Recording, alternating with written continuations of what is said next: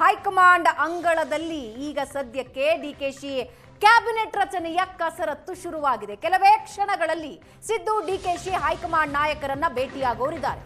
Cabinet final ಮಾಡೋದಕ್ಕೆ ದಿಲ್ಲಿಗೆ ತೆರಳಿದ್ದಾರೆ ಸಿದ್ದು ಡಿಕೆಶಿ.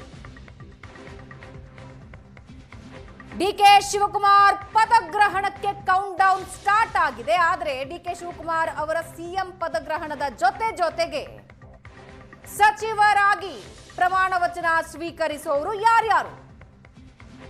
ಕೆಲವೇ ಕ್ಷಣಗಳಲ್ಲಿ ರಾಹುಲ್ ಖರ್ಗೆಯನ್ನ ಭೇಟಿ ಮಾಡ್ತಾರೆ ನಾಯಕರು. ಬುಧವಾರ 4:05 ಸಂಜೆ ಡಿಕೆ ಶಿವಕುಮಾರ್ ಪದಗ್ರಹಣಕ್ಕೆ ಮುಹೂರ್ತ ಫಿಕ್ಸ್ ಆಗಿದೆ.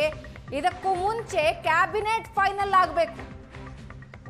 ಯಾರಿಗೆ ಸಚಿವ ಸ್ಥಾನ ಸಿಗುತ್ತೆ, ಯಾರಿಗೆ ಕೆಪಿಸಿಸಿ ಪಟ್ಟ ಸಿಗುತ್ತೆ, ಯಾರಿಗೆ ರಾಜ್ಯಸಭೆ ಟಿಕೆಟ್ ಸಿಗುತ್ತೆ?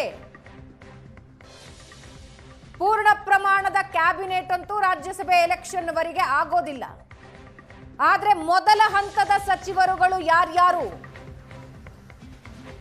ಡಿಕೆ ಶಿವಕುಮಾರ್ ಜೊತೆಗೆ ಸಚಿವರಾಗಿ ಪ್ರಮಾಣ ವಚನ ಯಾರ್ಯಾರು ಸ್ವೀಕರಿಸಬೇಕು?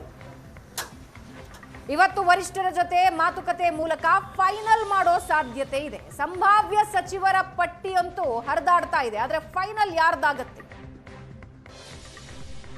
ಹೊಸಬರಿಗೇನಾದ್ರೂ ಆರಂಭದಲ್ಲಿ ಒಂದೆರಡು ಸಚಿವ ಸ್ಥಾನಗಳ ಮಣೆ ಹಾಕ್ತಾರಾ, ಅಥವಾ ಮೊದಲಿಗೆ ಯಾರ್ಯಾರು ಈ ಹಿಂದೆ ಸಚಿವರಿದ್ರು ಅವರಿಗೆ ಅವಕಾಶ ನೀಡಲಾಗುತ್ತಾ? ಹೊಸಬರಿಗೆ ಎರಡನೇ ಬಾರಿಗೆ ಕ್ಯಾಬಿನೆಟ್ ಎಕ್ಸ್ಪ್ಯಾಂಡ್ ಆಗುವಾಗ, ಸಂಪುಟ ವಿಸ್ತರಣೆಯಾಗುವಾಗ ನೀಡ್ತಾರ?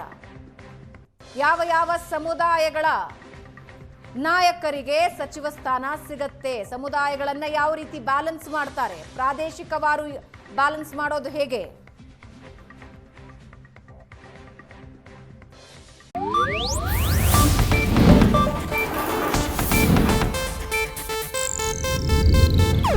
ಇದು ಏಷ್ಯಾನೆಟ್ ನ್ಯೂಸ್ ನೆಟ್ವರ್ಕ್ ಪ್ರಸ್ತುತಿ.